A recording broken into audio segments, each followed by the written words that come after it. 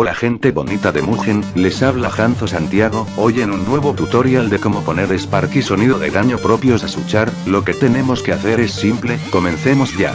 Lo primero es agregar las imágenes de un Spark, por ejemplo, yo acabo de crear uno propio de sangre XD, ok, lo siguiente es crear una nueva casilla de animación, Pagination, el número que quieran. Después pongan las imágenes en la animación, ya hecho, vamos a las constantes, vamos a los estados de golpes, cual sea, ahí pueden ver que ahí dice Spark no, ahí ponen el número que le pusieron en el Pagination, pero primero pongan una S, y listo.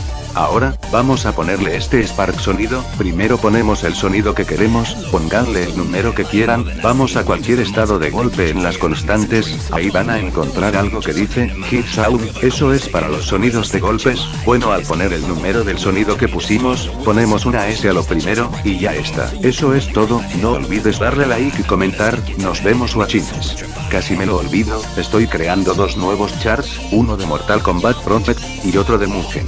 El primero es Ulikander, para Mortal Kombat Project, y el otro es de Hanzo Santiago, para Mugen. Lo sacaré pronto, ya me voy ahora. Maldito espejismo.